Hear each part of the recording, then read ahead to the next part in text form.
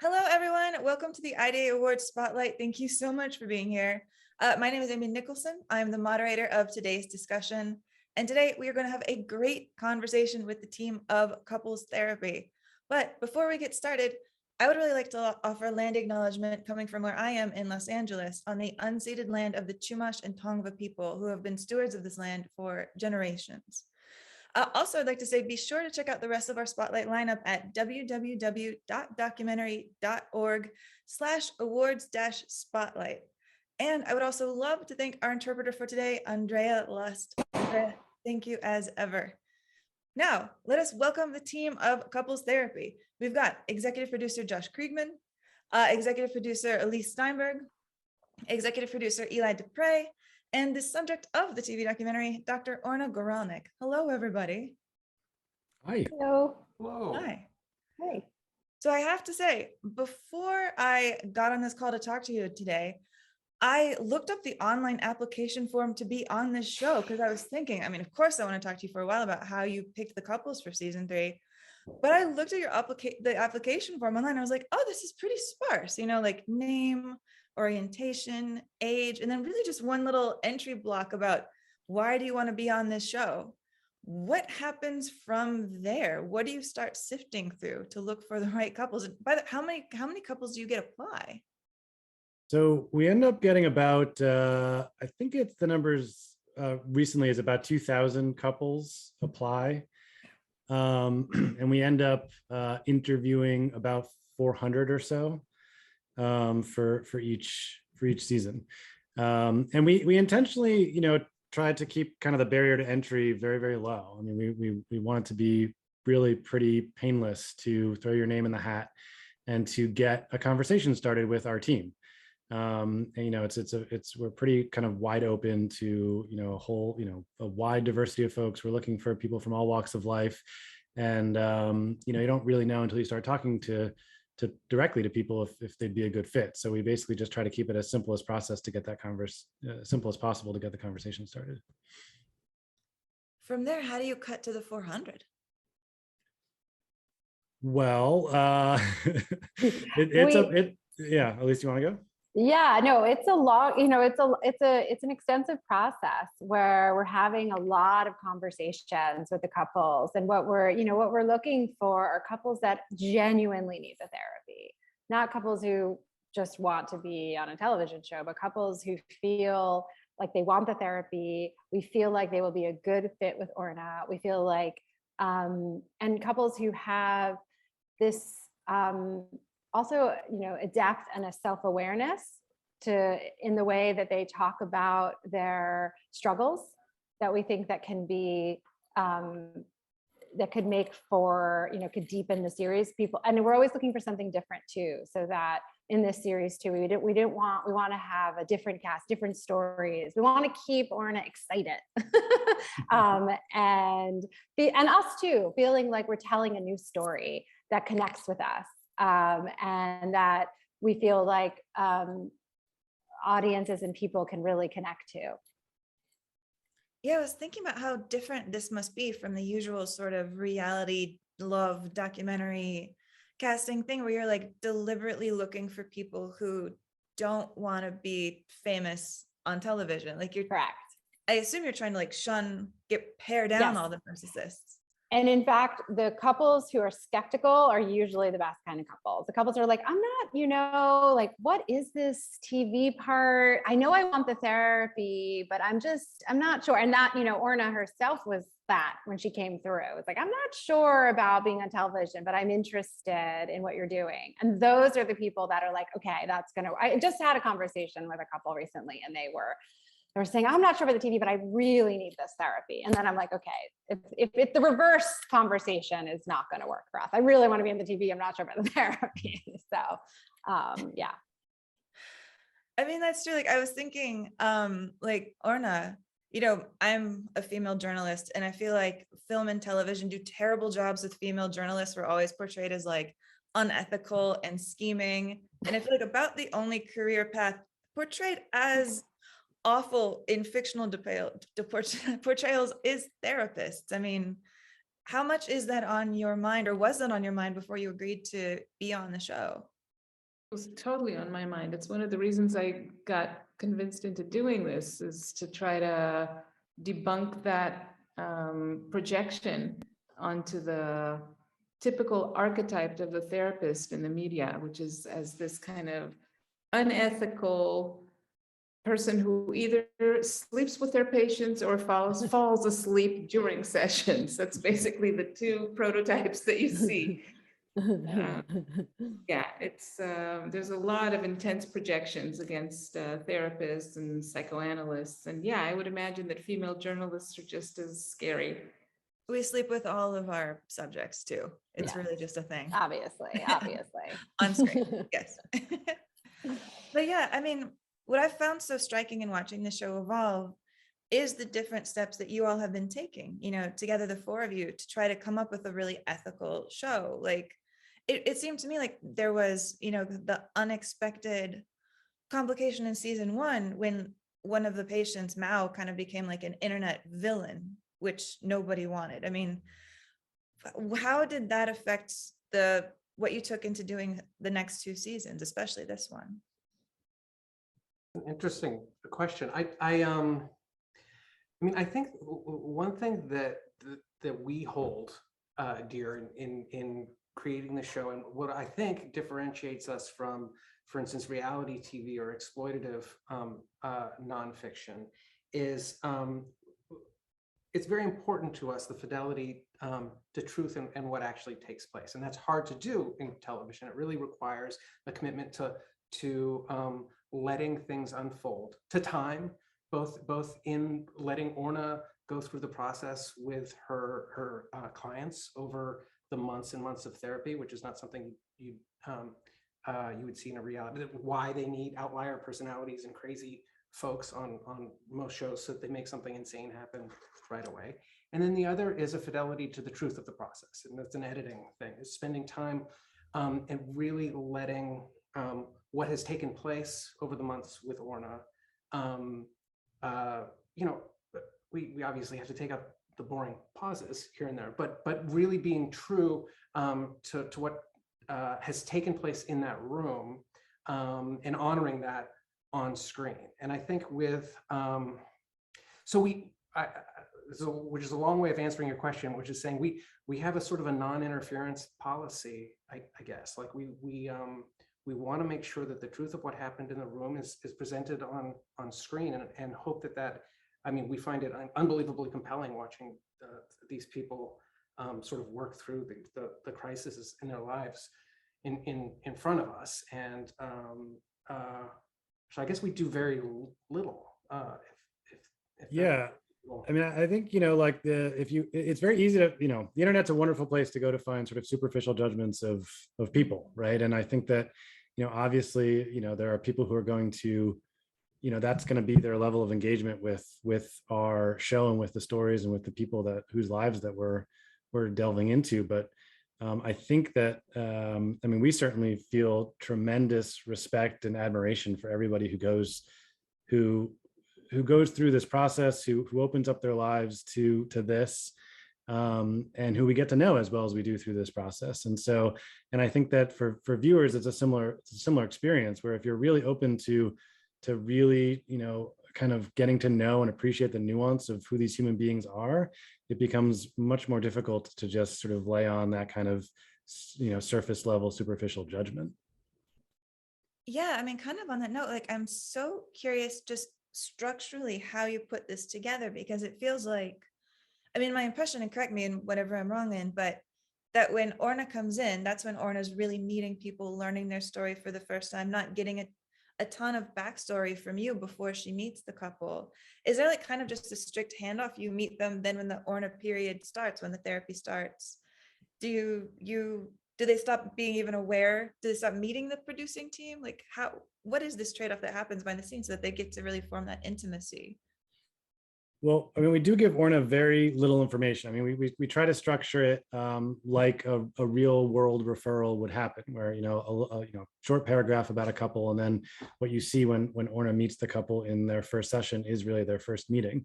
And it, you know, we could sort of construct that in the same spirit of the entire project, which is we're creating a space for real people to do real work, and otherwise we're getting out of the way.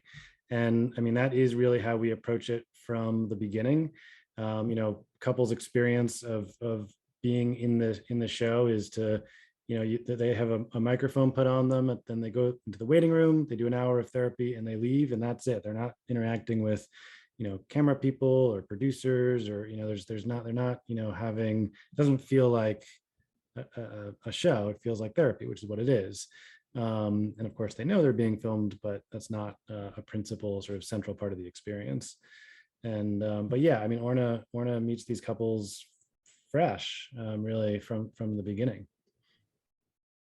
I want to add something there also to add to what Eli said earlier, that I think my impression is that there's both fidelity to the truth and to non-intervention, but also there seems to be kind of a collective commitment or fidelity to the well-being of the couples, of the participants. It's sort of, it feels like almost every person on the team is, first of all, committed to these people being treated with respect, with dignity, and rooting for them.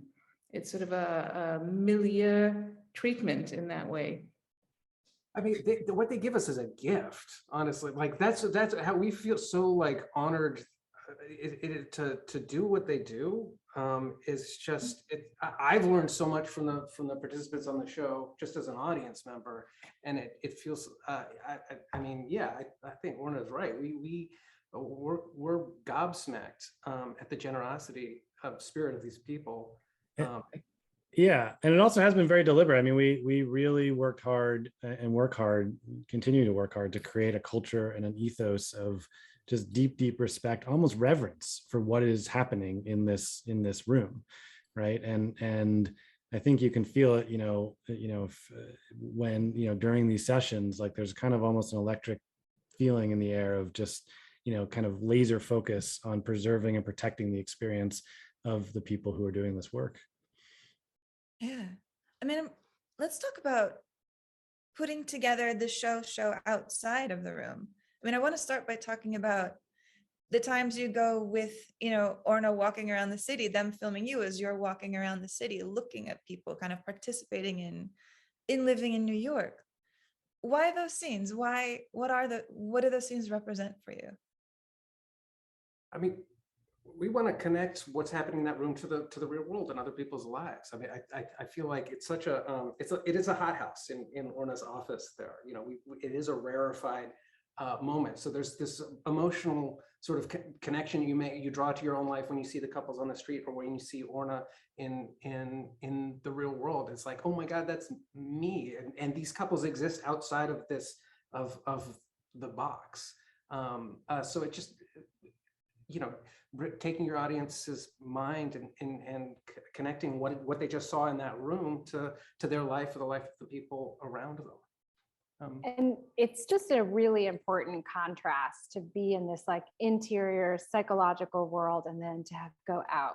And I feel like it makes what's inside special and what's outside special. You realize that there's a different world outside the office, and you can be in that world, and that has deeper meaning. Like I always feel like I'm with Orna and I'm watching the therapy, and then I go out and I see a couple, holding hands, and it just like it has new meaning, or you see that sort of universality of our struggles. Like you come in and you feel this like specific struggle, and then you just look at humanity. It's like we're all struggling, we're all dealing with past trauma, we're all trying to connect with loved ones, and it's beautiful when you can capture that outside the room. And then there's also this lovely thing that's happened about New York. There's a flavor to New York.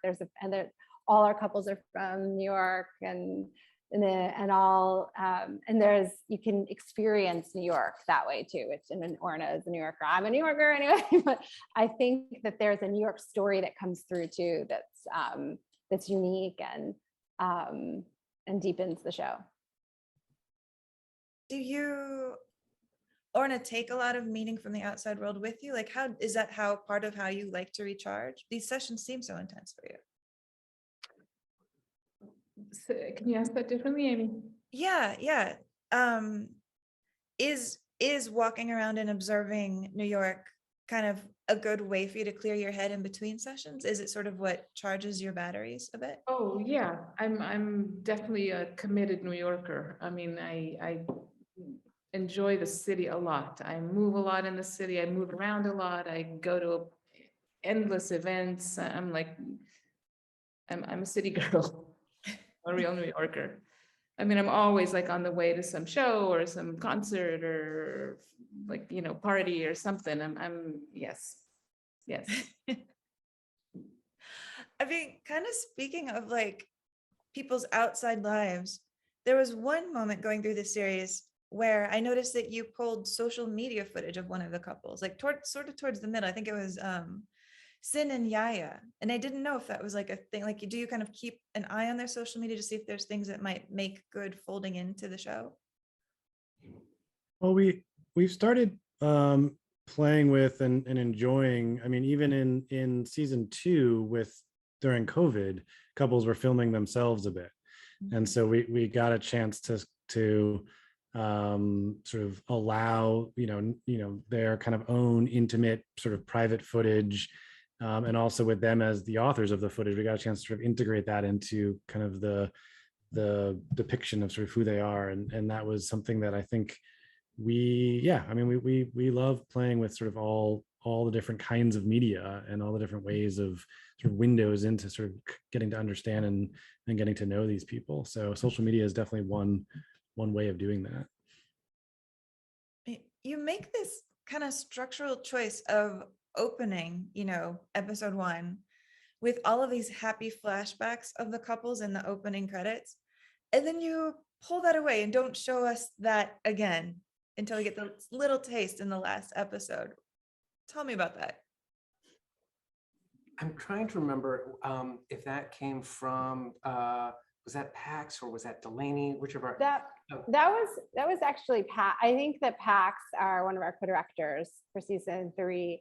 Actually, when we first talked to him about coming on board, he said, "What I want to do is show the love," and so he wanted to feel the love of the couples through, in the opening scene. You see all those moments of them in love, and that to remind you as you go into, where they are now, which is a sort of relationship crisis, but to remember the love. And I think that initially that had been in different parts of the series, and the realization was like that had to just be the way you come into that first episode. And that first episode is so important of setting the stage. It's what you remembered, it's what you're referring to, and then returning to it at the end to remind you of the love. And I think that was we're always looking for ways in general to, like, each season to have something different, to enter it differently, and this was one way that felt special to us. It really feels like a gut punch when you circle back and then you show like Ping getting married and like promising eternal love right after. Yeah. It seems like it must have been such a hard day of filming. Yeah, I mean, the way of like Elyse was saying, of just letting everyone remember what the stakes are here and how important it is to the people who are participating, what's going on in that room. How often do the 4 of you check in with each other during like, this is what, 20 weeks more or less? Yeah, it's about 20 weeks of shooting, 20 weeks of therapy. We talk constantly. I mean, we're sort of always in collaborative, conversation about what's happening, and also, as starting in season 2, bringing in outside, other directors, and working with other folks in the conversation to really try to understand, really kind of what's happening. I mean, it's one of the wonderful parts of the process is, chatting with Orna almost after every session and trying to unpack what in the world is going on. And, both just in terms of, our understanding of people and how they work and the relationships. And then obviously also in terms of the storytelling and what are the, we're hunting for the thread. that ultimately is the kind of the core of the story that is important to tell. So, that process is intensely collaborative in a way that really makes the project exquisitely enjoyable, I think, certainly for me, and I think for most of us, all of us. Me, for sure. It's amazing. It's an amazing process to be talking to these people about what's going on. I mean, it's like having the best colleagues to mind the process of what happens in the treatment, because everyone is invested in the same thing. Everyone wants the treatments to go well, and everyone's paying attention to the most nuanced detail, looking for depth. It's just incredible to have these minds with me on this work. It's just so satisfying. And I learn in every conversation, I learn something. What sort of things do you learn? I mean, you feel like such an expert. What do you learn? Oh, no, these guys are, I mean, they could literally, I could let them out on the street and start seeing patients now. I mean, seriously, all of them. I learned, I mean, they pay attention to certain kind of threads and details that I'm only one person. I can only follow certain leads. And these are different minds that are sensitive to different aspects of what people bring that I might miss. I don't see everything. I mean, every mind here has their own sensibilities, and they pick up on things that I don't pick up on. And it's incredible. I mean, blessed are the people that get to have these eyes on them. Well, true, but also you studied film in undergraduate. So you True. also come to this project with a bit of your background and sort of understanding how a story gets put together or what to sort of pull out. Yeah, that's really fun for me. The fact that these worlds can link, and kind of the underlying similarities between like what a filmmaker is after and what an analyst is after. It's really interesting to kind of rediscover that through myself. I mean, it does feel like both groups are sort of charging for the same thing, that there is like a exploration of truth and emotion that both worlds really share. Yeah. There's an exploration of truth, and there's this, the mind wants to weave a story always. And that story is most of the time therapeutic. I mean, sometimes people weave repeated bad stories, and then they need an analyst to come and interrupt that. But the mind wants to weave stories. Yeah, Thinking about like literally just visually what we do is moving the audience's attention from spot to spot, and in storytelling, moving their attention through a narrative. And Orna is doing literally the same thing with her clients, where she's just drawing their attention. She notices something, figures out when it's the time to bring their attention to it, and then it's a reveal and surprise for them that hopefully they learn from and can move on to the next step in the story. They're very similar. Well, I don't know. They're similar disciplines. I don't know, but Yeah. I mean, we're both bearing witness to people's struggles, and that's what you do. And I mean, I think there's this link of a lot of documentarians wanting to be therapists for the similar, like sitting back and listening and trying. And there's a lot of talking about what is really being said. What is the emotional truth? So, I mean, Eli will, if you're watching footage for an hour session, what is the moment that really is the essence of the struggle? What is the real essential truth there? And Orna is doing the same. She is listening to the story and trying to find what is really this struggle. What are they really bringing? And we're aligned, and then reflecting that back, and then reflecting back that truth when we put the story together and finding those threads. It's like a wonderful, like, kismic connection that we share, that is like, it's just pure joy to work together. Well, I was noticing too how your camera crew is like participating in this as well. Like the moments when your camera crew decides one of the partners is talking, but they are actually out of focus, and the camera has chosen instead to focus on the person next to them, to the listener. yeah, it's a real dance going on during the session, and there's 4 cameras that are manned, and then there's a there's a director of photography who's also kind of directing and watching everything at once. And, I mean, it's always the challenge, I think, of filming in documentary, especially, is figuring out how to both film and pay attention to what's happening, and to really, to film in a way that's really listening.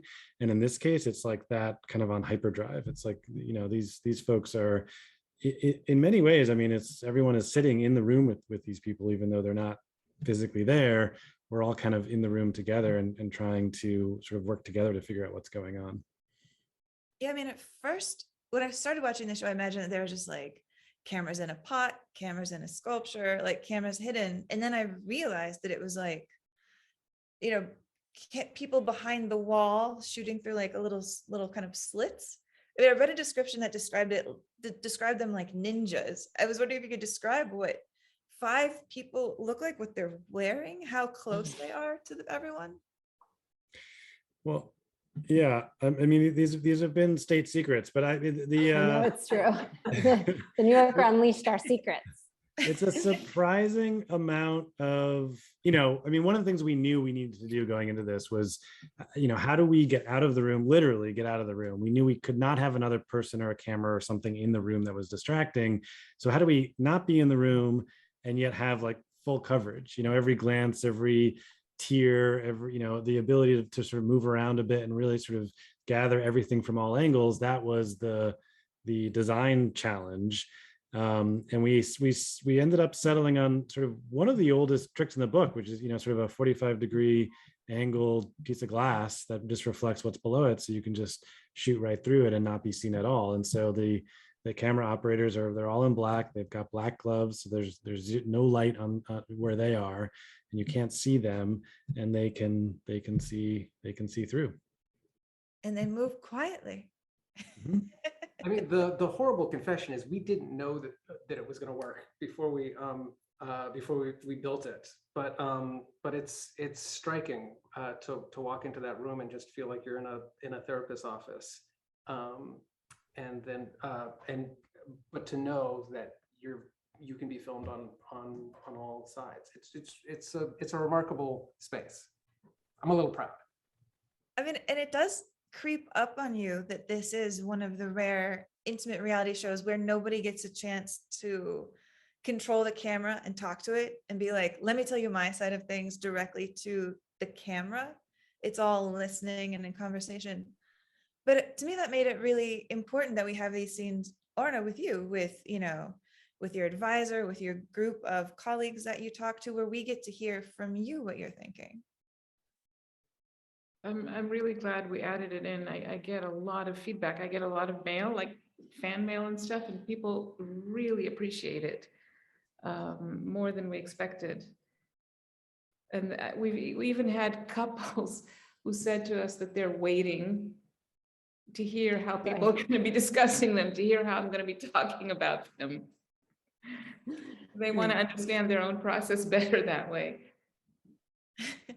It's also, I think, just been really refreshing for people to see that, to recognize that Orna is a human being as well. And like, there's something I think really wonderful about getting to witness and her willingness to kind of expose her own process, her vulnerabilities, her struggles.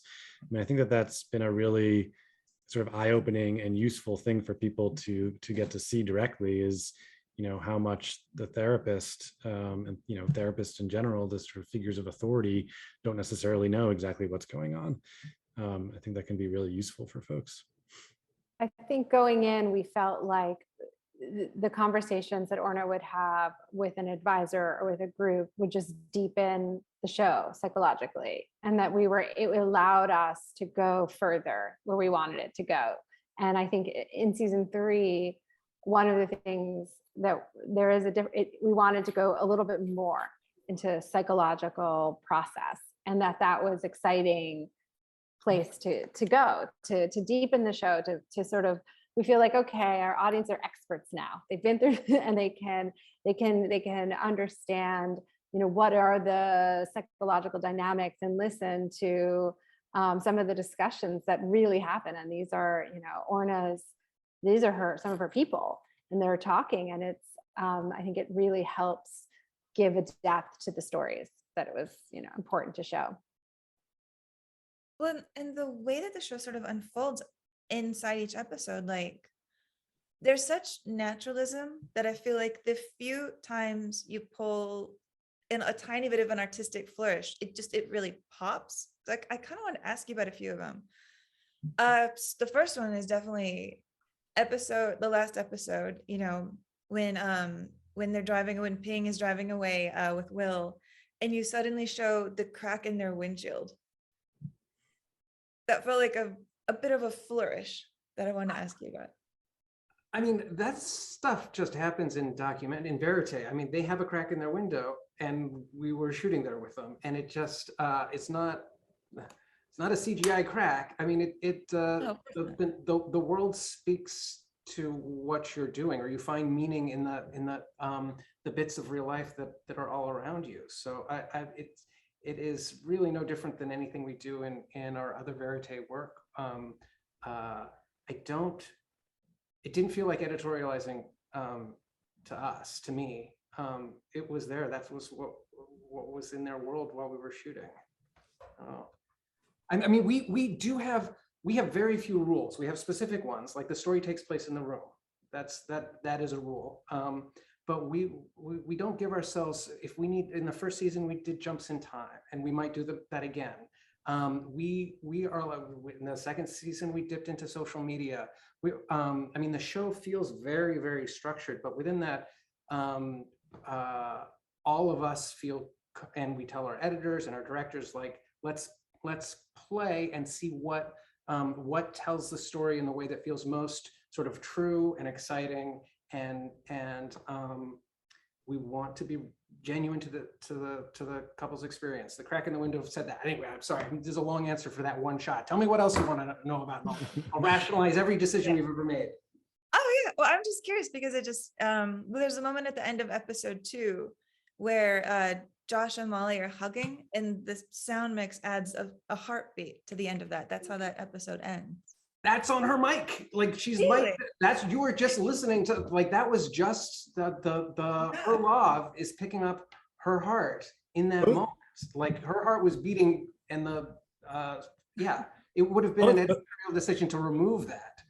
Yeah, both of those are good examples of the sort of happy discoveries that you make in the course of this kind of filmmaking, where, when you're really there and you're committed to being there, like really for the long haul, you end up, witnessing these things like the heartbeat, where I remember distinctly, I think when Pax had seen that scene, afterwards, and it was like, oh my God, like we captured the heartbeat of this hug. And then obviously we knew that would have to be part of the story.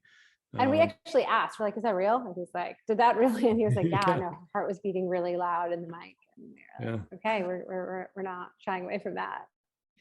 I mean, when Josh has that line at the end of the final episode where he says, that makes up our story, and I love our story.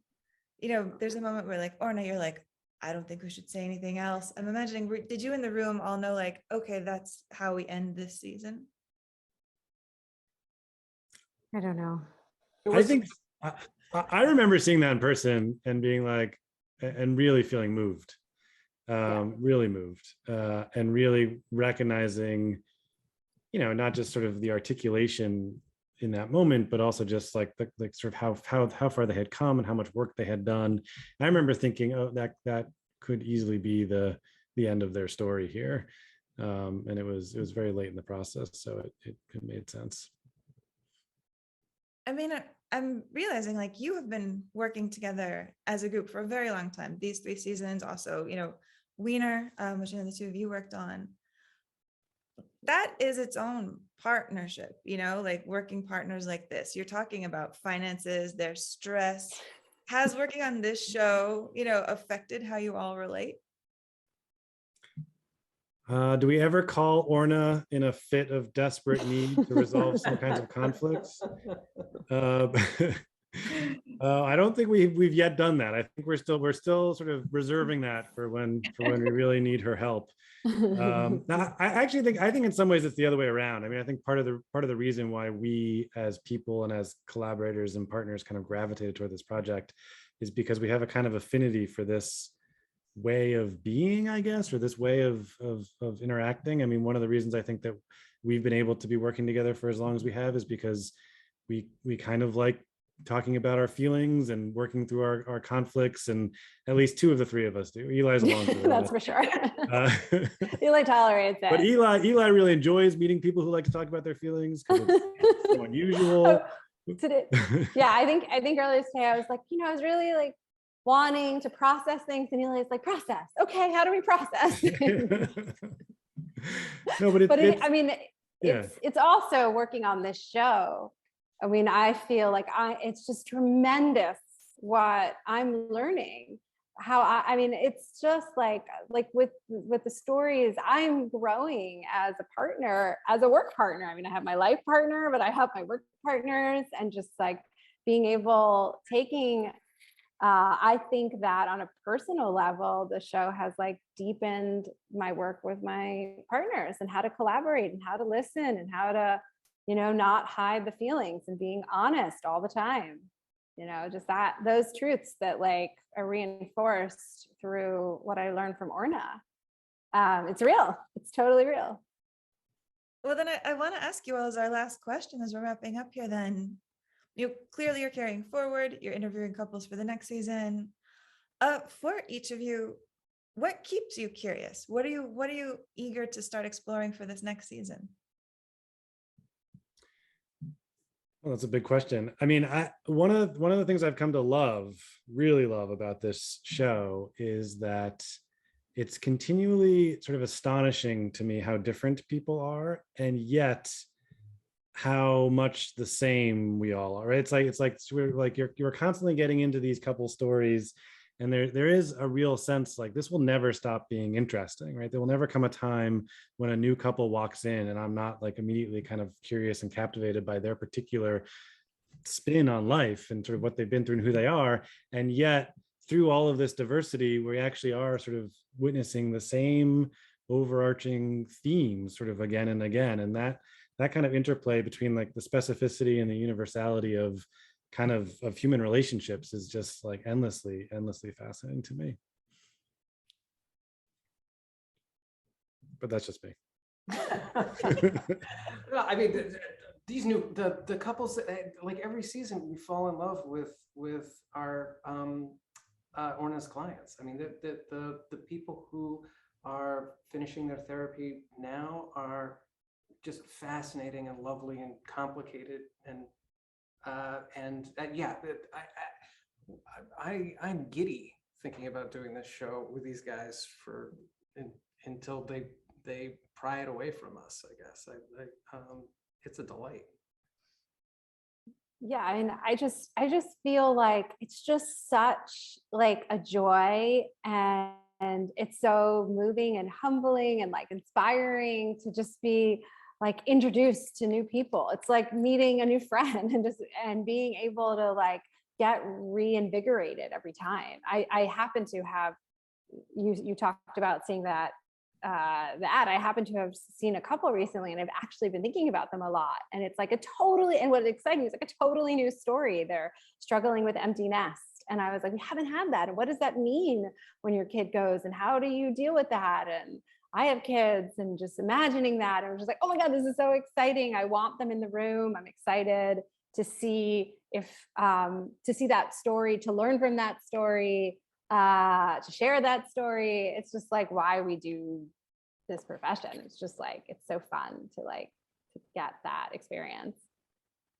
I resonate with what people are saying, with the interest and excitement that every new person brings into a practice.